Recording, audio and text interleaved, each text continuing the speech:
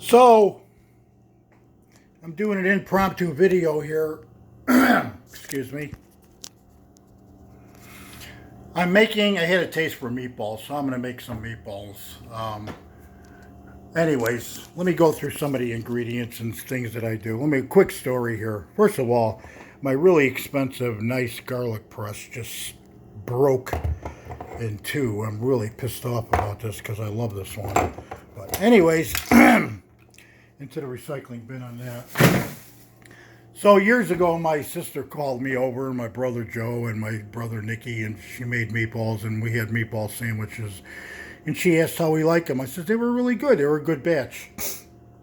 She's good because I got a secret to tell you. I says, what? She says, I didn't put veal and I didn't put pork in. It was just ground meat and all the ingredients. So that got me thinking. I says, really, she's right. You're retaining the flavor. You'd have to be a professional chef to pick out the differences. I never used veal. My mother stopped using it because it just got too expensive. And I honestly, I don't see the difference in taste. The pork to me is more important. That's where your flavor is really at with this stuff. So, anyways, so I got 3.2 pounds of 80/20 ground beef. I got almost 2 pounds of ground pork. It was all fresh. 4 eggs. I don't like to use a lot of breadcrumbs. It just seems to make it harder meatballs. I put a lot of Romano cheese in there, salt and pepper, oregano. I actually put a little hot sauce in there, as you can see in the egg there. I'm going to mix it all up soon. Fresh garlic, always fresh garlic, and I use a lot of it. Yeah, you really can't use too much. I mean, I guess you can, but you want to get it in there in every bite, and that's important. I also use a little garlic powder, a ton of parsley. You got to have fresh parsley flakes, and if you can get fresh, it's great. If not, just get a good brand. Onion powder, a good oregano. I use organic, or I buy this Greek stuff at the Greek store, which is fantastic. And my father taught me about that. He says always use the Greek oregano. So anyways, I'm going to give you my secret ingredient. You can call me crazy if you want. Excuse the camera flopping around. I'm trying to do two things at once here. But now you don't want to use a lot of this. And I remember a time after my mother died where my father put a whole bunch in there, and I bit into the meatball and they had to spit it out. It tasted like spearmint gum. But so this is whole mint leaves, caputos. I grind them up, pull out all the stems, and then as I put it in there, I pinch it between my fingers like that. So you get 2 good-sized pinches like that, and just spread them all over. Now this is the Sicilian Greek part that people have been doing in Sicily and in Greece for years.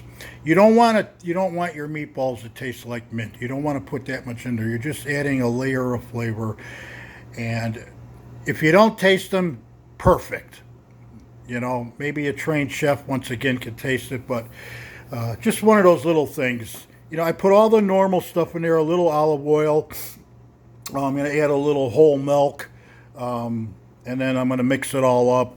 Let that sit in the refrigerator for about an hour or 2 hours, and then I'll make my meatballs. Today I'm going to fry half and bake the other half. Some will go in my gravy sauce, sugo. The other half some will go in the freezer bags, and some will be made fresh for, I got some nice, really nice Italian bread here that I picked up the other day at Palermo Bakery. And then I picked up some nice penne. These aren't not quite a Kaiser roll, but they're similar. So I'm going to be using them.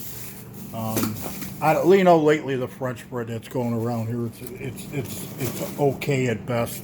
I prefer D'Amato's French bread, and we just can't get it around here. They sell this Laborio, which is okay the first day if you use it. There's other brands, but they're just not the same.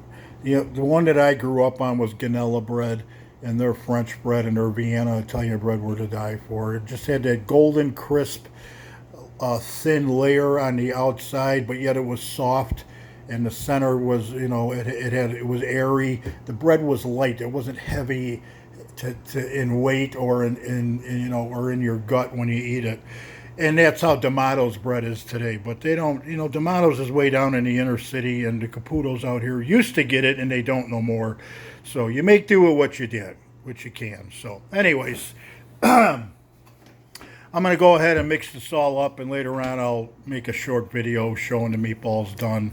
But that's really the gist of it, Try the whole mint leaves, grind them up between your fingertips, get rid of the twigs that are in them, and lots of fresh garlic. I use a whole bunch of garlic. Here's a little thing that I do too that, hang on. I cut up a bunch of garlic. I put it in olive oil and a little bit of white vinegar to preserve it. And then I take a spoonful of that every day for my health. Don't buy all that garlic crap supplemental shit. Get fresh, good garlic, put it in olive oil like that and let it sit in there. Take a teaspoonful every day and you'll be fine. But anyways, love you guys all. Hope you liked the short video. Ti amo. Stay blessed. Stay strong in your faith no matter what. I know things get tough sometimes, and a lot of people have some serious shit going on in your lives, but you know what? There's no alternative.